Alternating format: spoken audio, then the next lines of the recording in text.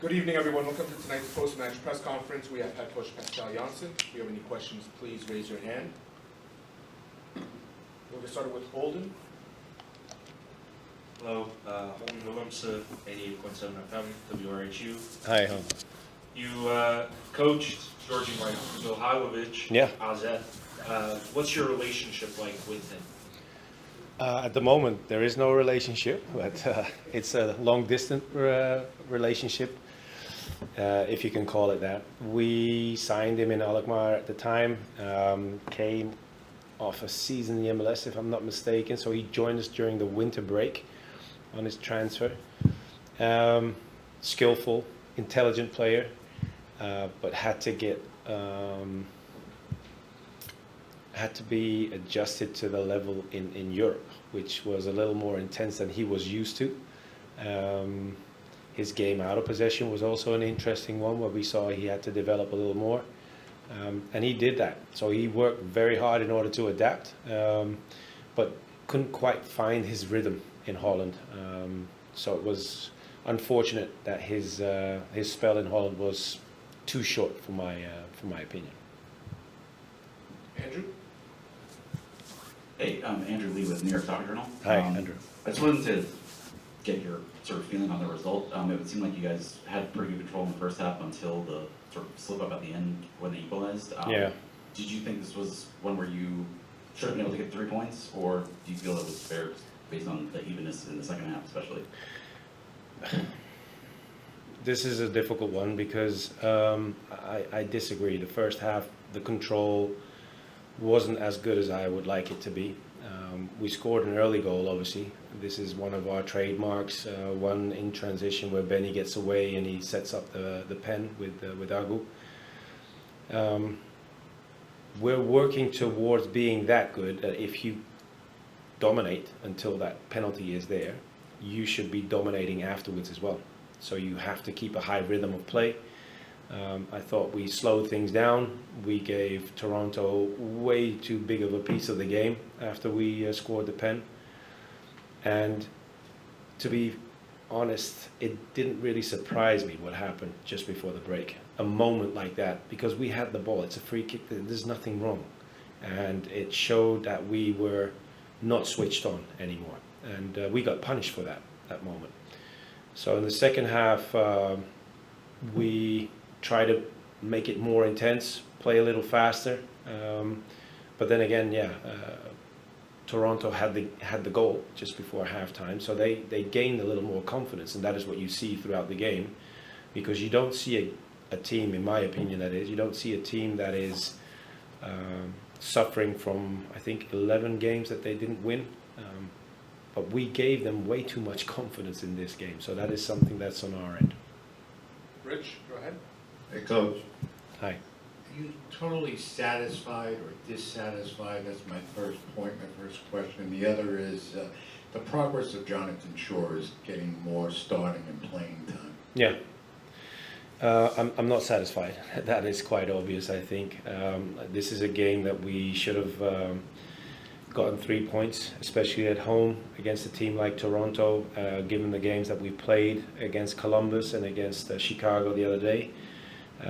But like I explained just now, we didn't have our game go our way today. And Jonathan Shore is unfortunately one of those guys.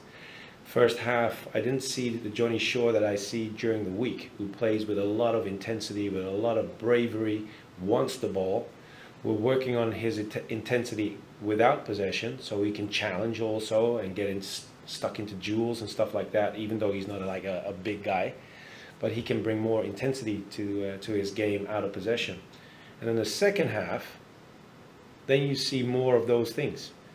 But you weren't there in the locker during halftime, so you don't know what has been discussed. John? Hey, Coach. I wanted to ask about Arnau Farnos. I saw that they were holding up his jersey before the game, and then Nico held it up after the goal. Yeah. I know there was a training injury, but wondering how severe it might be and what might have happened. Yeah, it's severe. He's going to be out of the game for quite a while. Some fractures. Very, very unfortunate what happened in training. It was a non-contact challenge also. He tried to turn, kept his foot in in the grass and turned and got himself injured, but it's quite severe. Quite severe. So he will be out of the game for quite some time. Andrew, go ahead. I just wanted to ask about Benny Traore. We saw him on the left tonight after Yeah. he tried him at center forward a little bit more. He had that great pass to Yeah. Ojeda before the penalty. Yeah. What's his sort of progression been like since getting here, and how sort of far along has he gotten since it's still pretty early in his time? Yeah. Well, I think that's the right question and the right observation as well. It's quite early. From my 18 months of experience in the MLS, you need to adapt as a player. And obviously he comes from a league in Switzerland and Europe, and he has played European games. But the MLS is something different. And Benny can play in the center of the pitch, he can play on the left. He's that hybrid player that we like to find also. So the moment leading into the pen is one of his qualities, turning on the shoulder and making sure that he accelerates and goes forward. But still, like you said, it's early for him because he joined us recently and his physical fitness is not to the max just yet, so he's not available for 90 minutes, but we have to make sure we get him up to speed. And then during a tough schedule that we have now with a lot of games in a short period of time, it's hard to keep him also in training intensity. So we have to be very creative in order to get him to full speed, but we'll manage. Alex, followed by Joe. Hi, Coach. Hi, Alex. League's Cup is right around the corner. How does that help you guys as a team in turning the page from tonight's match? Turning the page in what sense? I think from tonight's result, taking that, reflecting on that, I know you have your 24-hour rule. Now looking ahead with League's Cup next week, it's a tournament, we talk about wanting to go for trophies and everything that we do. So how do you take that and take tonight's result and say, let's refocus and let's look at League's Cup?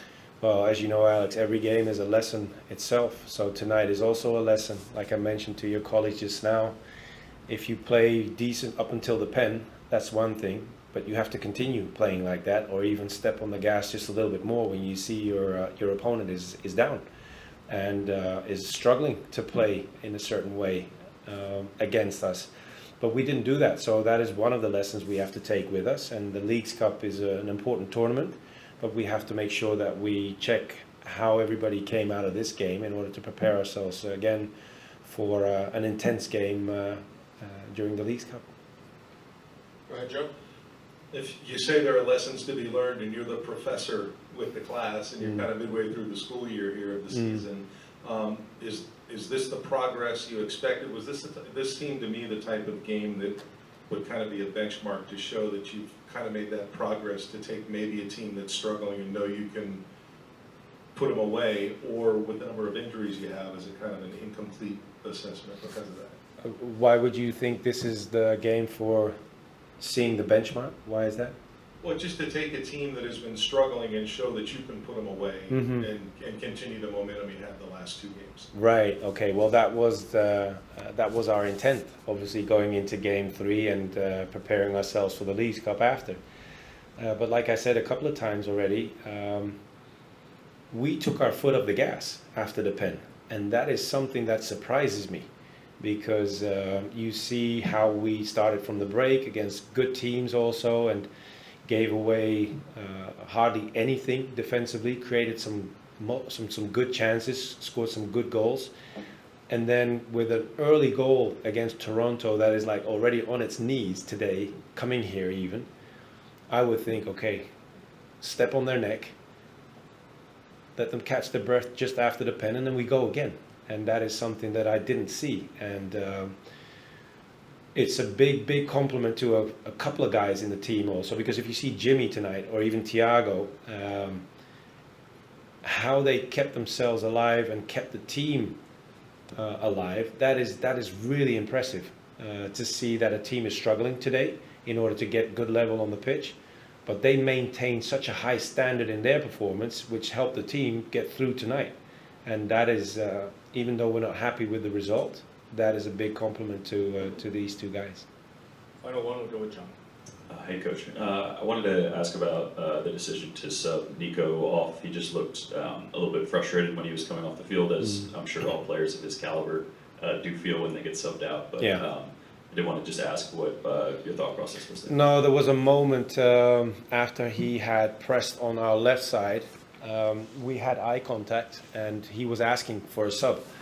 So I wasn't sure if there was anything going on that we didn't know about. So we can't take any risk with him. So he will never ask for a sub because he wants to be on pitch every minute. So him asking for a sub is something that we have to take very serious, and we can't allow ourselves to take any risk. So that was the reason.